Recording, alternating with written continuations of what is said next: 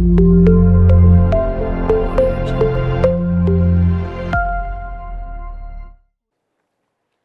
all, myself Parmalam, working as an assistant professor in the Department of Computer Science and Engineering. Today we are going to discuss about the generations of programming languages. Let us see. First we discuss about the programming language and then we will move to the types of programming languages, nothing but the generations. What is a programming language? Usually language in the sense different languages we have like English, Hindi, Urdu, Tamil, Kannada, Telugu, likewise different types of languages we have. Likewise in programming also we have different types of programmings, different types of programming languages, and here we will see the evolution of that programming languages. As English is a natural language, it has so many words and symbols. For suppose what we are discussing now, it is nothing but the form of alphabets and all, right? That language we call as an English language. Likewise here programming language also contains some words, symbols and rules. To use a sentence, there it contains a specific structure, right? For suppose while we are prompting something, there it contains some rules. So okay, you have a word this, you need to prompt like this. While we are framing the sentence, so there is a rule to frame the sentence. So likewise, how we have the rules in the general languages, here also we have some rules. Those set of rules we call as a syntax. That set of rules we call here as a syntax. Syntax represents what are the set of rules we have while developing or while writing the program using a specific programming language. What are the generations of those programming languages? We have totally 5 types of programming languages. 5 types we have.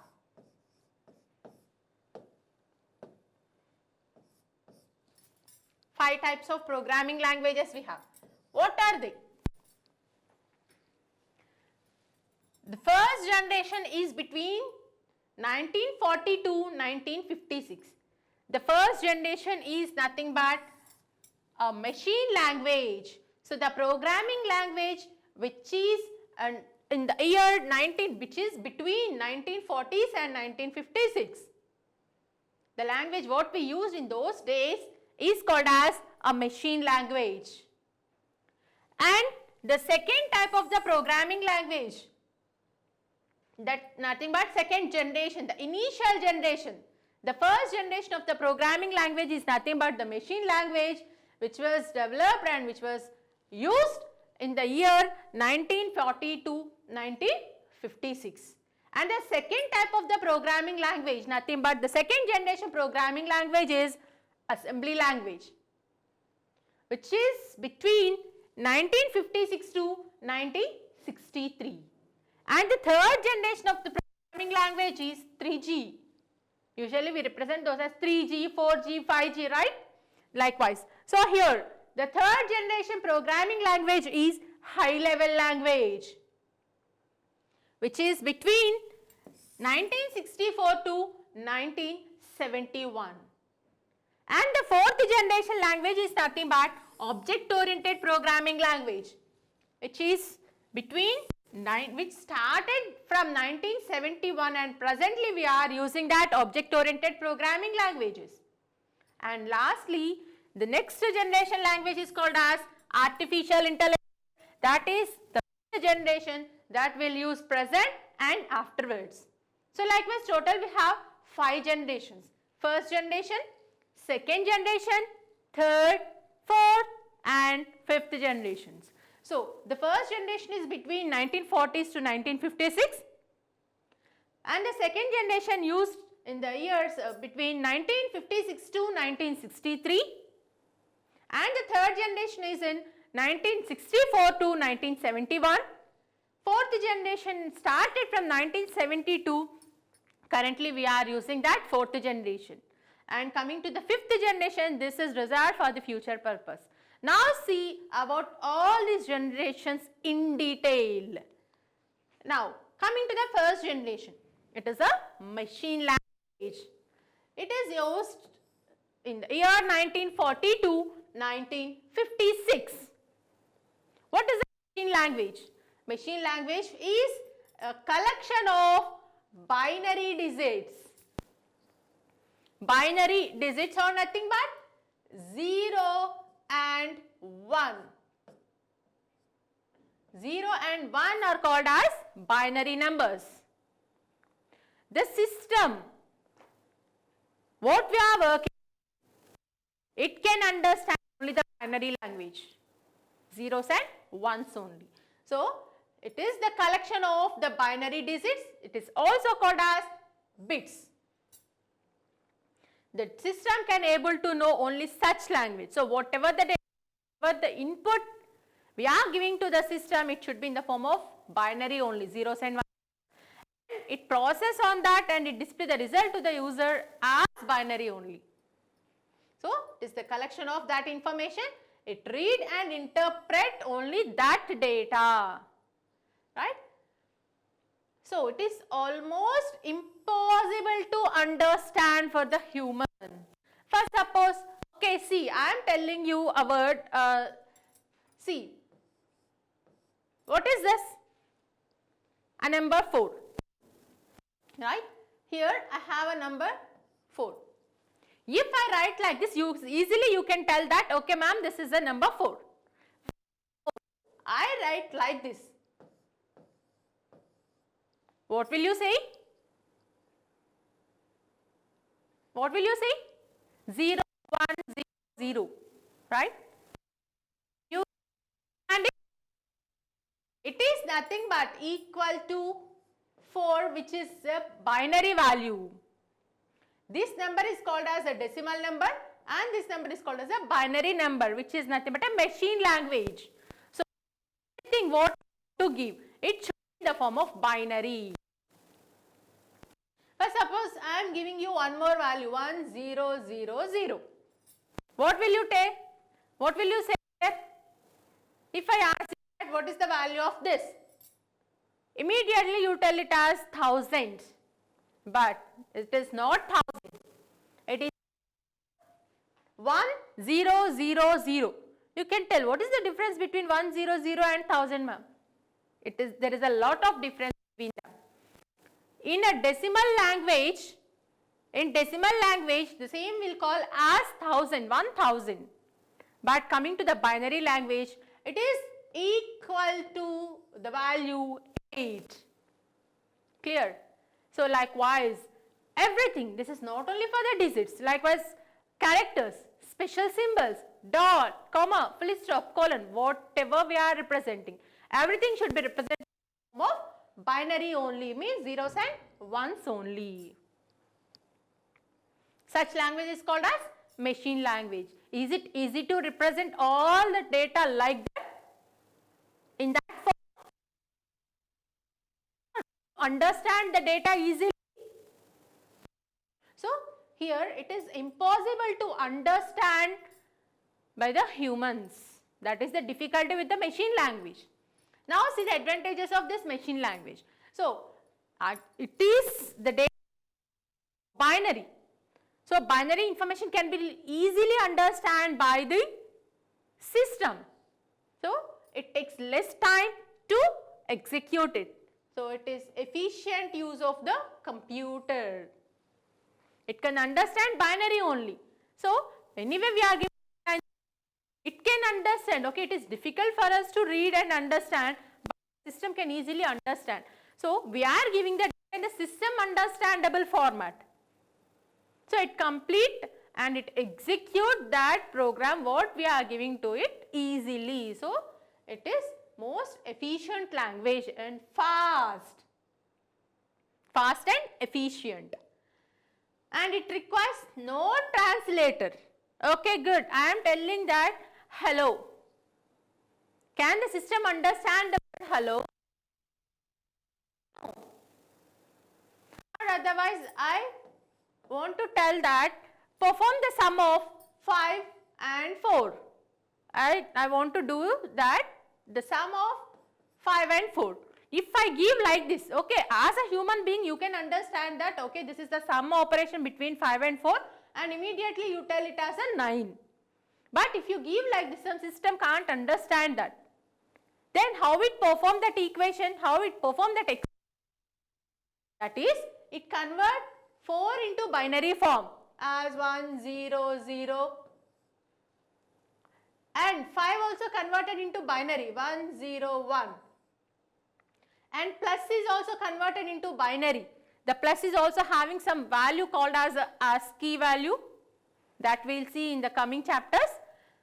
So based on the respective value, it convert the plus also into the binary and then it perform this operation on these two values. See how much time it takes to convert the 4, 5 plus into a binary. Coming to this machine language, there is no such conversion. So it is fast and efficient. So no translator is required here to convert the given data into a binary form. That is one of the advantage of this machine language. Coming to the disadvantages. It is difficult to remember. How many bits you can remember that? Not only a single word we have, not only a single number we have, everything is in the form of zeros and ones only. So it is difficult for us to remember also. Then difficult to understand and not user friendly. User friendly means by seeing that if we can understand that we can, but it is not in that format. If I represent like this,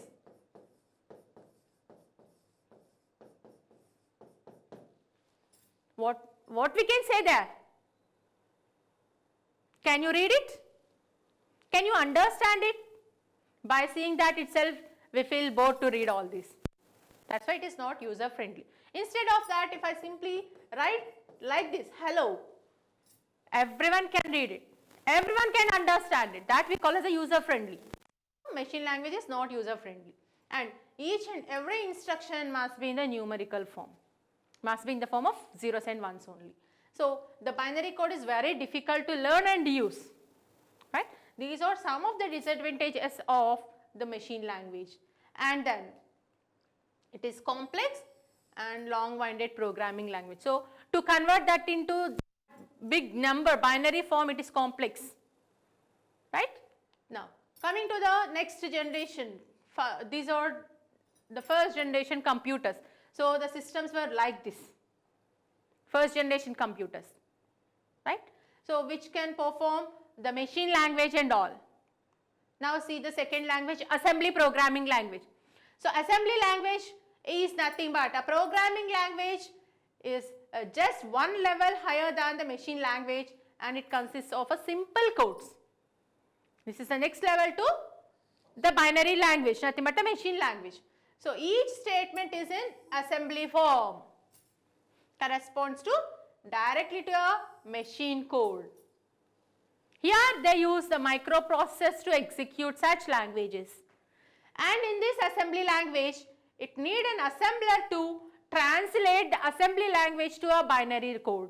In the machine language, in the first generation language, the data is in the form of a binary, so no need of a translators there. But coming to here, the assembly language, we give the instructions in the form of assembly code.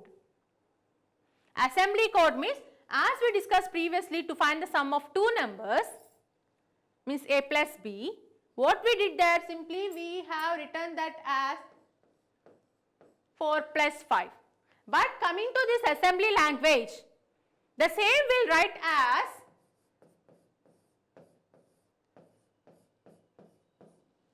add 4 comma 5. Add 4 comma 5. Instead of this symbol plus, here we write this as add. This is nothing but a mnemonic assembly code, right? To subtract two numbers, we write it as subtracts 5 and 9. So some short forms we write like this.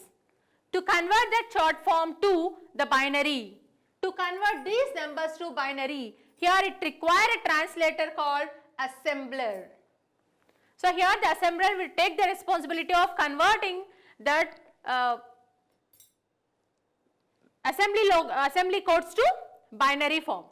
Now see, so here we have an input which is nothing but the source code, which will be converted by the assembler, and the output will be in the form of a machine code, right.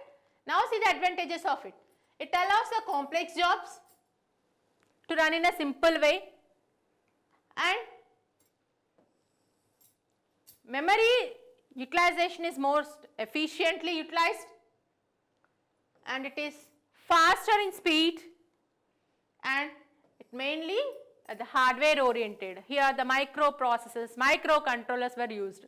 So, it is nothing but the hardware component. So, it will be equipped with the microprocessors, nothing but the hardware controllers, and it requires less instructions. Good. Now, coming to the disadvantages of it, it is a low level language, and the programs are very large and difficult to follow. If it is a short one, okay, good, we can easily construct the program. If it is a lengthy one, it is a little bit difficult to do. Then many instructions requires to achieve the small task. So based on the small one only, we need to write the larger instruction. So it takes much time to do that. And it is a machine dependent language, not independent. It is dependent. If that microprocessors we have, then only we can do that. If it is not that, not possible to execute. Right? Now see the next language, high level language. High level language which is between 1964 and 71. The programming language that provide the statements that are closer to the way to a human solving problems. So the high level language is nothing but which is a user friendly language. The human being can solve such problems, right. The human can solve the problems than the assembly language. Compared to the assembly language, here the user can understand instructions, the user can write the instructions. So, some example programming languages which comes under the high level language are COBOL, Pascal, Fortran, C, CPP and all. Means the instructions what we are giving in a oral way which can be easily understood by the human being, such languages are called as high level programming languages. So, these are some examples to the high level programming languages. So, here we are writing that in the form of how we write A plus B and all. So, if we write like this, the system can understand only the binary language, but here it is in the form of A plus and all. So, it should convert the data into binary form. To convert that into a binary form, here it need a translator called compiler. It requires a compiler to translate the data from the machine high level language to a binary language. So, here the high level source code we have, and the input will give to a compiler and it produce as output nothing but a machine code. So, the input what we are giving to the compiler is nothing but high level code, and the compiler will process it convert that into a binary language and it produce the output as a machine code, right. Now see the advantages of it. User friendly language. User friendly means just we discussed. So by seeing that the user can read, the user can understand what is going on there, that we call as user friendly. So by seeing the instruction itself, the user can easily understand what we are doing there, right, what it is performing, what data we are taking, what it is producing, everything can be easily understood by the user. And these programs are machine independent. There is no need of any microcontrollers or the microprocessors. That's why it is called as machine independent. But coming to the second generation language, assembly language, there it need microprocessors, right. That's why there we called it as machine dependent language. But here it is machine independent. There is no need of such hardware components here. And program can be written in a one computer and the same we can execute in any machine. Once you develop the program in one of the device, the same we can execute anywhere. That is nothing but the support of the high level language. And then easy to learn, easy to write, easy to remember. Coming to the disadvantages of it, the program will take more time to run.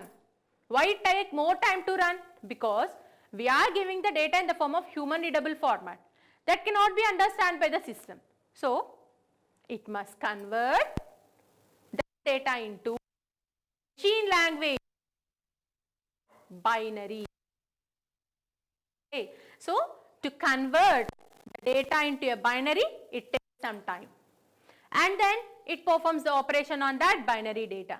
After performing that, if it displays data in the binary form, can you understand it? No. So, the compiler convert that again to human readable format. So, it takes much time to do all this process. That is why it is more time consuming. Then, slower than the low level language, right? Because it needs the computation process, and faster than the assembly language. If we see here, the additional software, that is the compilers, is needed in order to use the high level language. So, it requires a compiler. If there is no compiler, how the system will convert the high level language, means human readable data, into a binary? There is no chance. So, it needs the compiler. Without compiler, we cannot work with it. Then see the example computers. So, likewise we have the compiler. Here it takes the high level language and that will be given as an input to a compiler, and it processes it and it generates the data in the form of machine, nothing but the binary data. So, likewise the data. And the next programming language is object oriented programming language, which is between 1971 and till now we are using that object oriented programming languages. Now see, what is an object? Okay, good, we are telling it as oriented programming, object oriented programming. The third language, high level language, is nothing but a structure oriented programming. Structure oriented, there we have a specific structure and we follow that structure and we execute it. But coming to here, it is an object oriented. Object oriented. What is an object? It is the software or bundle of the related variables. So, whatever data we require, all we group together as an object. Okay, it is nothing but instance of a class. So, whatever the data we require, all together is called an object. And the object programming language uses the objects, data structures, which consists of some data fields and methods. So, that object oriented programming needs, and it takes that as an object or a method, the data type, and which includes some object oriented concepts like encapsulation, data hiding, polymorphism, inheritance, etc. So, about this we will see in object oriented programming language subject. Now, see the examples of the object oriented programming languages are CPP and Java. See the advantages of it. The advantages of the object oriented programming language is it is user friendly language, and inheritance we can implement very easily, and the principles of data hiding secures the program. It is secured language compared to the previous generations, because here it hides the data. Data hiding concept we have here. So, because of that feature, it is a secured language and which can be extended easily. We can extend that classes and all, and software complexity can be easily reuse and recycle. If some piece of code we have that we want to reuse, then we can reuse very easily. That reusability is not possible in another programming languages. That is one of the important feature of object oriented programming. Now see the disadvantages of it. It is designed strictly and need a proper planning to develop that programming, and the program need a proper skills to design and develop such programming, right? And the last generation is nothing but artificial intelligence. This is nowadays we are using it, and this is mostly for the next. So, to develop that artificial intelligence things, it simulates the human thoughts. How a human thinks. Likewise, they are developing a machine to think like a human being. That is nothing but artificial intelligence, which is one of the high level language, and this logic done by the less program controllers. No need to write those many control instructions here, and need an expert system because it should think like a human. So, some expert system is required here. Example is Prolog. Now, see the advantages of this. Accurate and speed, because it thinks like a human, so it is fast, and it that we can use in the dangerous situations. It works 24/7. That means it doesn't need any sleep or break or something rest. It makes the human life easily, and duplication of them is also very easy. Okay. So, coming to the disadvantages, it requires a high standards of the maintenance. Expert system, it requires to maintain such machines, and it is very complex to develop, and it is very expensive also, and doesn't have a common sense, right? What it thinks, it works. It never think that, okay, can we do or not. Such type of decisions cannot be taken by such machines. So, that is nothing but this. So, examples of that is nothing but artificial intelligence, a robo is nothing but one of the artificial intelligence machine which works like a human, right? So, these are about different types of programming languages, right? Thank you.